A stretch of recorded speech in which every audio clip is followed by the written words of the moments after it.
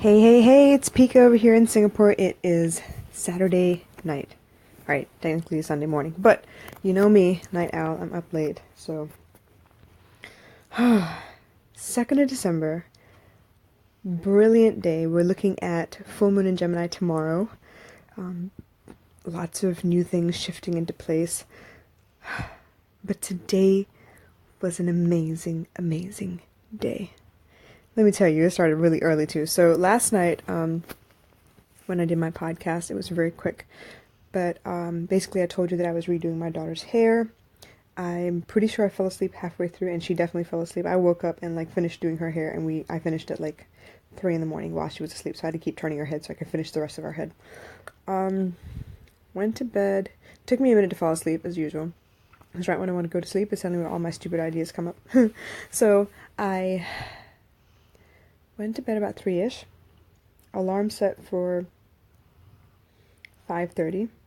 Snoozed that. Alarm set for 6 o'clock. I would have snoozed that except for some reason I woke up just before it, and my brother had texted me what he was in Malaysia, and he was like, you know what, I'm getting ready to board the plane, are you up? And I was like, shit, I need to get up. So when the second alarm went off, I was actually already up. So got up, got dressed real quick, just threw on some sweats and a t-shirt, a tank top, sweatshirt because it's gonna be cold on the train and train and the bus in the mornings, and I headed out to Terminal 4. Yo. Got to Terminal 4. I didn't even know Terminal 4 was open, first of all. Got to Terminal 4. He had landed maybe 10 minutes prior, and it was just so good to see him. I didn't realize until today that I have not seen my brother in person since he left a year ago. Yeah. So, got to see him and his girlfriend, and we were plotting the whole way back from the airport. Got to our house, talked to my dad and my mom who were there, just trying to figure out what all he needed to get done. And then he went off to his girlfriend's house to change and leave his luggage there because she needs to pick up her luggage, and they were leaving for the UK later on this evening. Her graduation is back in London. Very, very proud of her. Super smart young lady. She's going to be the next Bones, I'm telling you. Anyway, so he went off there. We got dressed and got ready to head out to the temple because it was one of the things he wanted to do. He had missed the anniversary of the deaths of my grandmother and my grandfather, and he wanted to do a special puja for them. So we figured, all right, you're here in Singapore for I don't know, 7 hours. Let's just go get everything you wanted to get done. So we got dressed and got ready to leave for the temple. Obviously, she doesn't know that we're all gathering together in the same place so he can propose in front of all of us. I was so excited. Anyway, fast forward, got to the temple, and we went around and did the the moksha for both my grandparents. And as we were walking around, he and I sending hand signals, smoke signals, whatever, trying to figure out where's the best place to do this. Make sure that everyone is aware. And of course, her family's over here giving each other sidelong glances, and they just really are not good at keeping secrets. But that's okay. They're super excited now. I don't blame them. So finally, he popped the question. He handed her an empty ring box, and she was like, "Whatever. What is this? This? Am I being punked?" And she kind of shook the ring box in his face a little bit, and he reached in his pocket and pulled out a snitch. So for those of y'all who are Potterheads, y'all know, right? Quidditch, the snitch, the golden snitch, all that. So he had actually bought a brass golden snitch, basically, and inside the snitch, it's the ring. So it was really cool because she was over here laughing out of nervousness, and she was like, "What the fuck is going on? What is wrong with you? I figured you'd be doing something stupid." But when he pulled out the snitch, her face, her jaw dropped. It was so cool. Anyway, so he proposed to her today. She said yes. I've never heard anyone say yes so quietly. In all the movies, they're like, "Yes, yes, yes," and she was like, "Yes," and I was like, "Huh?" So yeah, she definitely said yes. She was super, super excited. We finished all our prayers and everything, and then we headed back to their house for lunch. Hung out with them for a little bit, had lunch, and then she had to run some errands real quick, so we escorted them out towards Next, and we went home, and they went, to finish whatever their errands were. Came back home.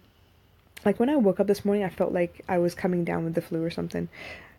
I'm telling you, man, my immunity sucks. It really does. I need to fix that.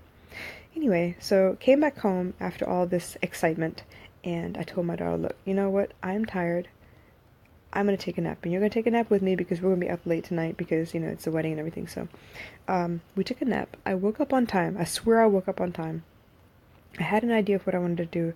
I put up a poll on Instagram to see if I should wear Western clothes or, you know, a sari to this wedding because it's super casual and it's not in a temple. It was at Keppel Club.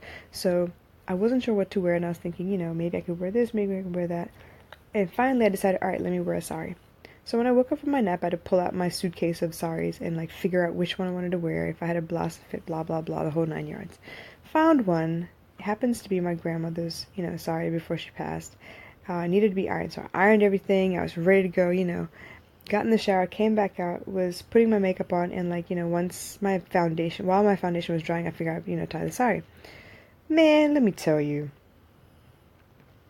my sari was not like sitting right. The pleats weren't coming together. I don't know what it was, and that's where I started getting late. So I threw that sari aside. I picked out another sari, which was like a rayon polyester blend or whatever. That would have flowed easily, only one edge was not finished. So I was like, man, I can't wear this to a damn wedding. So I threw that aside, tried like 2, 3 dresses, and then I looked at the clock and it was like 10 minutes to 6, and I was like, shit, I'm going to be late. I mean, by this time I'd already given baby girl a bath. She was dressed and ready to go. But yeah, I got late. She was meant to be the flower girl, y'all, and we missed the ROM itself, and she did not get to be the flower girl, but she did get to be a flower girl for, you know, the bride and groom march into dinner afterwards. So, I mean, it all worked out, but yeah, I was late. It was terrible. I felt really guilty. Yeah, so all in all, really, really great day. Met so many family members I haven't seen in so long, and it was just nice. But that's not the reason I chose the topic of honesty. So, as you all know, I am very, very spiritual. I've been super into oracle cards lately. I don't pull them myself, but I do use Instagram as kind of like my own like barometer for what I should do, what I shouldn't do, because I trust that it's random and I know what speaks to me and what doesn't. So, I mean, I just use it, whatever, whoever's pulled whatever, and they have like an explanation underneath. I don't really have to think about it and, you know, kind of go with it from there. There was a card that came up tonight that said, be honest about your feelings. Like, you have to be honest with yourself about your feelings. I know what my feelings are, and sometimes I do deny them a little bit. For the most part, I am very honest about who I am, what I'm doing with myself. Now, I'm not saying I lie to people, but I am saying I will not reveal how I actually feel for fear of losing them, for fear of destroying the relationship, for fear of whatever. So, for instance, I have a friend. He's more than a friend. He's like my best friend. And every so often he'll disappear and come back. And that's cool and everything. But I value his friendship so much. Because when we're talking, it's freaking, you know, it's miraculous almost. Like, the way we feed each other, the way we, like, you know, fill each other with ideas and encouragement, and, you know, just sparks fly. We have a great relationship. When it's good, it's freaking brilliant. When it's bad, it's heartbreaking. And it's not abusive in any way. I'm not saying that at all. But for me, the one thing that hurts me more than anything else is to be ignored. And I know for a fact it's not happening on purpose. But it still hurts. It doesn't, you know, it doesn't hurt any less. So, I am terrified of telling people like this in my life how I really feel. For instance, I have a family member that I'm upset with. And as much as I will smile and, you know, be polite, because there are other family members that would be super upset if I didn't, you know, do my duty and be polite and be courteous, I know for a fact that me being quiet is not helping the situation. I am not remedying the situation. I'm kind of like putting a Band-Aid on it for now. I'm covering it up. And that's not who I am. I'm not saying I'm out there to, you know, go rock the boat and beat people up and, like, really, like, you know, upset people with the truth or anything. But I think it's my duty to tell you also that you're hurting me. And that I don't want to stand for these kinds of behaviors. but I also value the relationship. Now, some of these family members, I don't value the relationship that much, but the other relationships that are affected by this one, those are the ones I'm worried about. So I don't push too hard on this particular relationship for fear that I'll upset the other relationships that are really, really dear to me. So, tonight I'm going to pose you a question. Is it right to hold your tongue if it will save a relationship? Or is it better to say your piece as politely as possible, knowing full well that people are just going to be offended, and then hope that, they understand at some point and realize that you did not intend to hurt them. You were just trying to speak your truth because it was hurting you. And if they valued you the way you valued them, they would want to know these things. I'm leaning toward the latter, but I also know people these days. I know how soft this generation is. I know how people just can't take their feelings being hurt. They can't have a simple conversation and admit they're guilty or wrong or whatever it is at all. It's not the kind of, it's not the generation I grew up in. And even then there are people in my generation who do this shit too. So I'm just saying, there's some people just can't handle emotional anything. They will fly off the handle. They will tell you off. They will tell you left, right, and center that what you're doing wrong, but cannot hear anything that they're doing wrong. But how do you handle that? Do you tell them the truth and always be in alignment with, who you really are?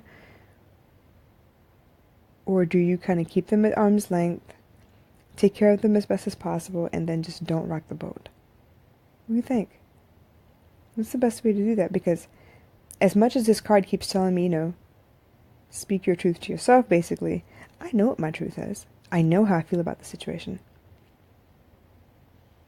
But I don't feel comfortable pushing it. I understand 360 degrees of why, what they're doing, why they're doing what they're doing for this particular one that I'm worried about. I worry about them a lot.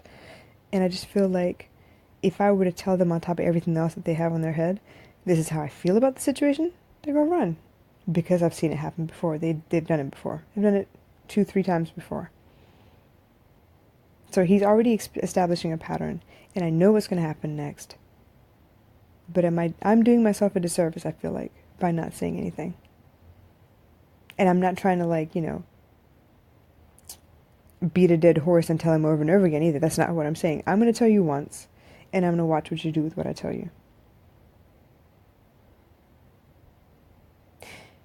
Anyway, that's the insight for today. That's what I'm going to sleep with at the moment. That's what's on my mind right now. What do I do? I mean, I could be petty. I could treat you the way you treat me. You're not going to like it. I could be aggressive and tell you off in front of everybody, because I've seen people do that to this person, and I don't like it. It pisses me the hell off. I want to jump in and say something, but I know I can't. That's the quickest way to emasculate somebody. That's the quickest way to take any kind of dignity they might have had or thought they had for themselves and kind of, just destroy it. That's not who I am. I speak life, not death. I don't want you to feel badly. I want you to feel strong at all times. But even in that strength, I want you to feel like, you know what? This could be made better if I just adjust this. Because they told me that it needs adjusting. Anyway. More tomorrow. With this cold that's trying to attack me at the moment, I definitely took 2 Neosep, which I hate taking drugs. I hate taking medicine for anything at all unless it's super urgent. So I need the sleep, but I know Neosep will knock me on my ass. I wish we had NyQuil and DayQuil here, but I don't. And they're back here using Panadol where I'm used to using Advil and Aleve and, I don't know, Tylenol, extra strength and all that stuff, but they don't have that here. So I will do what I can with what I have until I have better, and then I'll do better. But in the meantime, y'all take care, and I will catch you tomorrow. Take care. Bye.